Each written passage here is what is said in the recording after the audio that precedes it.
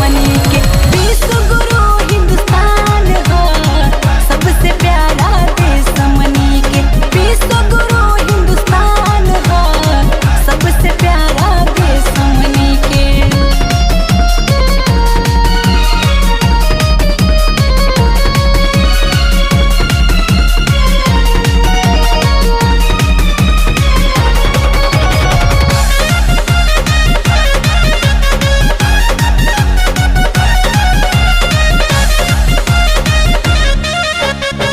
केसरिया बल के प्रतीक हवे हरा हवे हरियाली के, सत्य के प्रतीक श्वेत हवे समृद्धि और खुशहाली के।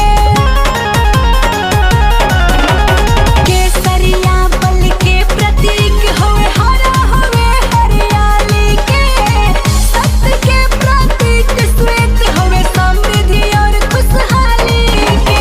अशोक चक्र के बात निराला, अशोक चक्र के बात निराला, ओह पर हमनी के गुमान हो, सबसे प्यारा देश हमनी के विश्व गुरु हिंदुस्तान हो, सबसे प्यारा देश हमनी के विश्व गुरु हिंदुस्तान हो, सबसे प्यारा देश हमनी के।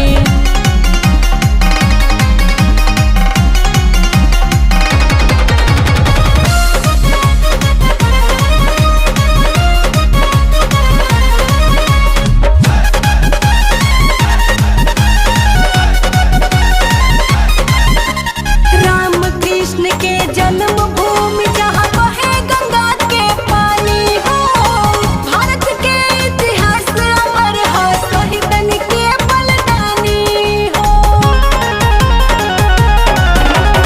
राम कृष्ण के जन्मभूमि जहाँ बहे गंगा के पानी हो, भारत के इतिहास अमर हो, शहीदन के बलिदानी हो। सोने के चिड़िया देश है सत्यम, सोने के चिड़िया देश है सत्यम, शेखर ऋतु के जान हो, सबसे प्यारा देश हमनी के विश्व गुरु हिंदुस्तान हो, सबसे प्यारा देश हमनी के विश्व गुरु हिंदुस्तान हो, सबसे प्यारा देश हमनी के। तीन रंग के अपन तिरंगा भारत के पहचान हो, सबसे प्यारा देश हमनी के विश्व गुरु